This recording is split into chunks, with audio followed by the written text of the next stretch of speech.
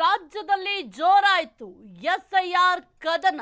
SIR ಪ್ರಕ್ರಿಯೆಯಲ್ಲಿ ಅಕ್ರಮದ ವಾಸನೆ ಬರ್ತಾ ಇದೆ. ಎಸ್ಐಆರ್ ಮೇಲೆ ಹದ್ದಿನ ಕಣ್ಣಿಟ್ಟಿದ್ದ ಬಿಜೆಪಿ ಜೆಡಿಎಸ್.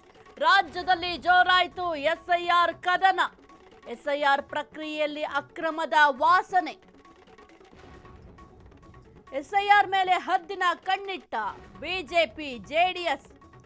ಜಂಟಿ ಹೋರಾಟಕ್ಕೆ ದೋಸ್ತಿ ಪ್ಲಾನ್.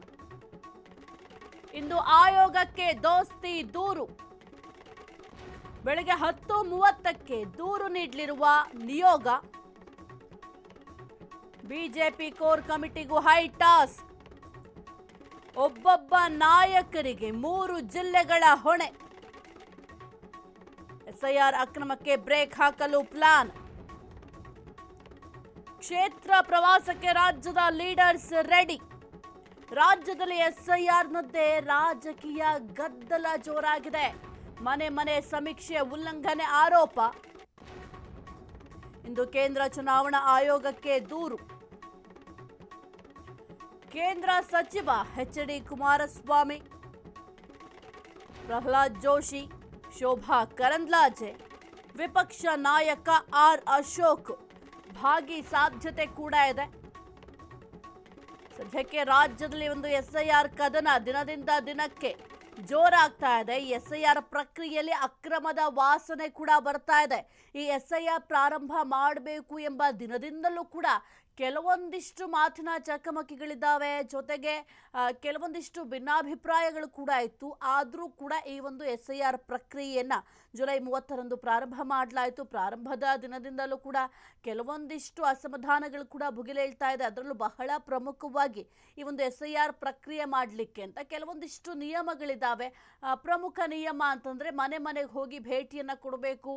ಮತದಾರರನ್ನ ಕೆಲವೊಂದಿಷ್ಟು ಡಾಕ್ಯುಮೆಂಟ್ಸನ್ನು ಪಡ್ಕೊಳ್ಬೇಕು. ಮತದಾರರನ್ನ ಹೋಗಿ ಅಲ್ಲಿ ಮತದಾರರ ಮನೆಯಲ್ಲಿ ಹೋಗಿ ಸಮೀಕ್ಷೆಯನ್ನು ನಡೆಸಬೇಕು ಅಂತ ಕೂಡ ಕೆಲವೊಂದಿಷ್ಟು ರೂಲ್ಸ್ ಇದ್ರೂ ಕೂಡ ಮನೆ ಮನೆಗೆ ಭೇಟಿಯನ್ನು ಕೊಡ್ತಾ ಇಲ್ಲ ಎಂಬ ಬಹುದೊಡ್ಡ ಆರೋಪ ಕೂಡ ಇದೆ. ಇನ್ನು ಕುಮಾರಸ್ವಾಮಿ ಅವರು ಕೂಡ ಈ ಒಂದು ವಿಚಾರಕ್ಕೆ ಸಂಬಂಧಪಟ್ಟಂತೆ ಕೆಲವೊಂದಿಷ್ಟು ವಿಡಿಯೋ ಸಮೇತ ಸಾಕ್ಷ್ಯಗಳನ್ನು ಕೂಡ ಜನರ ಮುಂದಿಟ್ಟಿದ್ರು.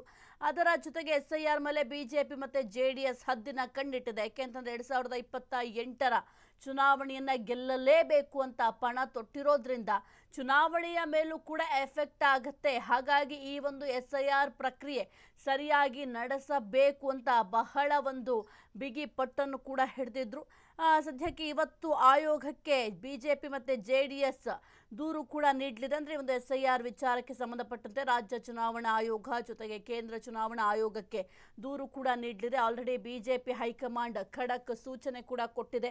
ಏನಾದರೂ ಅಕ್ರಮ ಕಂಡು ಬಂದಲ್ಲಿ, ಅಕ್ರಮ ಆಗ್ತಾ ಇದ್ದಲ್ಲಿ ಚುನಾವಣಾ ಆಯೋಗಗಳಿಗೆ ನೀವು ದೂರನ್ನು ನೀಡಿ, ಜೊತೆಗೆ ನಮ್ಮ ಗಮನಕ್ಕೂ ತನ್ನಿ ಅಂತ ಈಗ ಆಲ್ರೆಡಿ ಹೈಕಮಾಂಡ್, ಬಿಜೆಪಿ ಹೈಕಮಾಂಡ್ ಏನಿದೆ ಸ್ಪಷ್ಟವಾಗಿ ಸೂಚನೆ ಕೊಟ್ಟಿದೆ. ಜೊತೆಗೆ ಎಸ್ಐಆರ್ ಮೇಲೆ ಎಲ್ಲರೂ ಕೂಡ ಗಮನ ಇರಿಸ್ಕೊಂಡಿರಿ, ಇಲ್ಲ ಅಂತಂದರೆ ಮುಂಬರುವಂಥ ಎಲೆಕ್ಷನ್ಗೆ ಬಹುದೊಡ್ಡ ಹೊಡೆತ ಬೀಳುತ್ತೆ ಅಂತ ಕೂಡ ಸೂಚನೆ ಕೊಟ್ಟಿರೋದ್ರಿಂದ ಫುಲ್ ಅಲರ್ಟ್ ಆಗಿದ್ದಾರೆ ಬಿಜೆಪಿಯವರು. ಜೊತೆಗೆ ಈಗ ಜೆಡಿಎಸ್ನವರು ಕೂಡ ಫುಲ್ ಅಲರ್ಟ್ ಆಗಿ ಈ ಒಂದು ಎಸ್ಐಆರ್ ಪ್ರಕ್ರಿಯೆ ಮೇಲೆ ಹದ್ದಿನ ಕಣ್ಣಿಟ್ಟಿದ್ದಾರೆ. ಬೆಳಗ್ಗೆ 10:30ಕ್ಕೆ ನಿಯೋಗಕ್ಕೆ ದೂರನ್ನು ಕೂಡ ಸಲ್ಲಿಕೆ ಮಾಡಲಿದ್ದಾರೆ. ಇನ್ನು ಬಿಜೆಪಿ ಕೋರ್ ಕಮಿಟಿಗೂ ಈಗ ಹೈಕಮಾಂಡ್ ಕೆಲವೊಂದಿಷ್ಟು ಟಾಸ್ಕ್ ಅನ್ನು ಕೊಟ್ಟಿದೆ ಈ ಒಂದು ಎಸ್ಐಆರ್ ಪ್ರಕ್ರಿಯೆ ವಿಚಾರಕ್ಕೆ ಸಂಬಂಧಪಟ್ಟಂತೆ. ಇನ್ನು ಒಬ್ಬೊಬ್ಬ ನಾಯಕರು ಕೂಡ 3 ಜಿಲ್ಲೆಗಳ ಹೊಣೆಯನ್ನು ಹೊರಲೇಬೇಕಾಗಿದೆ. ಆ ಒಂದು 3 ಜಿಲ್ಲೆಗಳಲ್ಲಿ ಎಸ್ಐಆರ್ ಪ್ರಕ್ರಿಯೆ ಯಾವ ರೀತಿ ಮಾಡ್ತಾ ಇದ್ದಾರೆ, ಮನೆ ಮನೆಗೆ ಹೋಗಿ ಈ ಒಂದು ಎಸ್ಐಆರ್ ಪ್ರಕ್ರಿಯೆ ಮಾಡ್ತಾ ಇದ್ದಾರಾ, ಅಥವಾ ಈಗ ಕೆಲವೊಂದಿಷ್ಟು ದೇವಸ್ಥಾನ ಆಗಿರ್ಬೋದು, ಮಂದಿರ ಆಗಿರ್ಬೋದು, ಅಥವಾ ಚೌಟ್ರಿಗಳಲ್ಲಾಗಿರ್ಬೋದು, ಅಲ್ಲಿ ಏನಾದರೂ ಎಸ್ಐಆರ್ ಪ್ರಕ್ರಿಯೆ ಮಾಡ್ತಾ ಇದ್ದಾರಾ, ಅಕ್ರಮ ಎಸಗ್ತಾ ಇದ್ದಾರಾ, ಅದೆಲ್ಲದರ ಹೊಣೆಯನ್ನು ಕೂಡ ಯಾವ ನಾಯಕರಿಗೆ ಜಿಲ್ಲೆಗಳ ಜವಾಬ್ದಾರಿಯನ್ನು ವಹಿಸಿಕೊಟ್ಟಿರ್ತಾರೆ ಆ ಜಿಲ್ಲೆಗಳಲ್ಲಿ ಆಗುವ ಅಕ್ರಮ ಅವರ ಹೊಣೆಯಾಗುತ್ತೆ. ಹಾಗಾಗಿ ಬಹಳ ಒಂದು ಬಹುದೊಡ್ಡ ಟಾಸ್ಕ್ ಅನ್ನು ಕೂಡ ಈಗ ಹೈಕಮಾಂಡ್ ನೀಡಿದೆ. ಇನ್ನು ಎಸ್ಐಆರ್ ಅಕ್ರಮಕ್ಕೆ ಬ್ರೇಕ್ ಹಾಕಲೇಬೇಕು ಅಂತ ನಾನಾ ರೀತಿಯ ಪ್ಲಾನ್ಗಳನ್ನು ಕೂಡ ಮಾಡಿಕೊಂಡಿದ್ದಾರೆ. ರಾಜ್ಯದಲ್ಲಿ ಸದ್ಯಕ್ಕೆ ಎಸ್ಐಆರ್ನದ್ದೇ ರಾಜಕೀಯ ಗದ್ದಲ, ಗೊಂದಲ ಎಲ್ಲವೂ ಕೂಡ ಹೆಚ್ಚಾಗ್ತಾ ಇದೆ. ಈ ಒಂದು ಎಸ್ಐಆರ್ ವಿಚಾರಕ್ಕೆ ಸಂಬಂಧಪಟ್ಟಂತೆಯೇ ರಾಜಕೀಯ ಪಡಸಾಲೆಯಲ್ಲಿ ಸಾಕಷ್ಟು ಬೆಳವಣಿಗೆಗಳು ಕೂಡ ಆಗ್ತಾ ಇದೆ. ಇನ್ನು ಮನೆ ಮನೆ ಸಮೀಕ್ಷೆಯನ್ನು ಉಲ್ಲಂಘನೆ ಮಾಡಿದ್ದಾರೆ ಅಂತ ಕೂಡ ವಿಪಕ್ಷದವರು ಗಂಭೀರ ಆರೋಪಗಳನ್ನು ಕೂಡ ಮಾಡಿದ್ದಾರೆ. ಇವತ್ತು ಕೇಂದ್ರ ಚುನಾವಣಾ ಆಯೋಗಕ್ಕೆ ದೂರು ಕೊಡ್ತಾರೆ. ಕೇಂದ್ರ ಸಚಿವ ಎಚ್.ಡಿ. ಕುಮಾರಸ್ವಾಮಿ ಆಗಿರ್ಬೋದು, ಪ್ರಹ್ಲಾದ್ ಜೋಶಿ, ಶೋಭಾ ಕರಂದ್ಲಾಜೆ, ವಿಪಕ್ಷ ನಾಯಕ ಆರ್ ಅಶೋಕ್ ಅವರು ಕೂಡ ಭಾಗಿಯಾಗುವ ಸಾಧ್ಯತೆಗಳಿದ್ದಾವೆ. ಇನ್ನು ಎಲ್ಲ ಕೋರ್ ಕಮಿಟಿ ಸದಸ್ಯರಿಗೆ ಪಕ್ಷದ ಸಂಘಟನಾತ್ಮಕ ವಿಭಾಗದ ಜವಾಬ್ದಾರಿಯನ್ನು ವಹಿಸಲಾಗಿದೆ. ಇನ್ನು ಹಾಲಿ ಶಾಸಕರು ಮತ್ತು ಸಂಸದರು, ಮಾಜಿ ಶಾಸಕರು ಅಥವಾ ಸಂಸದರ ಜೊತೆ ಪ್ರವಾಸದ ವೇಳೆ ಭೇಟಿಯಾಗಲಿಕ್ಕೂ ಕೂಡ ಈಗ ಪ್ಲಾನ್ ಮಾಡಿಕೊಂಡಿದ್ದಾರೆ. ಒಟ್ಟಿನಲ್ಲಿ ಒಂದು SIR ಪ್ರಕ್ರಿಯೆಯಲ್ಲಿ ಅಕ್ರಮ ಆಗ್ತಾ ಇದೆ ಎಂಬ ವಿಚಾರ ಬಹಳ ಗದ್ದಲವನ್ನು ಕೂಡ ಸೃಷ್ಟಿ ಮಾಡಿದೆ. ಮತ್ತೊಂದು ಕಡೆ ಕಾಂಗ್ರೆಸ್ನವರು ಸ್ವಲ್ಪ ಇಕ್ಕಟ್ಟಿಗೆ ಸಿಲುಕಿದ್ದಾರೆ. ಏಕೆಂದರೆ ಕಾಂಗ್ರೆಸ್ನಲ್ಲಿ ಮೊದಲಿಂದಲೂ ಕೂಡ ಈ ಒಂದು SIR ಪ್ರಕ್ರಿಯೆಗೆ ಕಾಂಗ್ರೆಸ್ನವರು ತೀವ್ರ ವಿರೋಧವನ್ನು ವ್ಯಕ್ತಪಡಿಸಿದ್ರು. ಏನು ಕಾಂಗ್ರೆಸ್ಗೆ ಬರ್ತಾ ಇರುವಂತಹ ಸಾಂಪ್ರದಾಯಿಕ ಮತಗಳೇನಿದ್ದಾವೆ, ಈ ಒಂದು ಸಾಂಪ್ರದಾಯಿಕ ಮತಗಳು ಕೈ ತಪ್ಪುವ ಭೀತಿ ಕಾಂಗ್ರೆಸ್ನವರಿಗಿದೆ.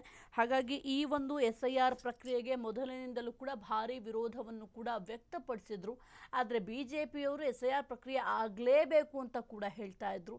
ಸದ್ಯಕ್ಕೆ ಈ ಒಂದು SIR ಪ್ರಕ್ರಿಯೆಗೆ ಸಂಬಂಧಪಟ್ಟಂತೆ ಕೆಲವೊಂದಿಷ್ಟು ಲೋಪದೋಷಗಳಾಗಿದೆ ಅನ್ನೋದಕ್ಕೆ ಕುಮಾರಸ್ವಾಮಿ ಅವರು ಸಾಕ್ಷ್ಯಾಧಾರಗಳನ್ನು ಕೂಡ ಜನರ ಮುಂದಿಟ್ಟಿದ್ರು. ಈಗ ದೂರು ನೀಡಲಿಕ್ಕೆ ಅಂದರೆ ಒಂದು ಸ್ಟೆಪ್ ಮುಂದಕ್ಕೆ ಹೋಗಿದ್ದಾರೆ, ದೂರು ಕೊಡಲಿಕ್ಕೂ ಕೂಡ ಈಗ ಮುಂದಾಗಿದ್ದಾರೆ.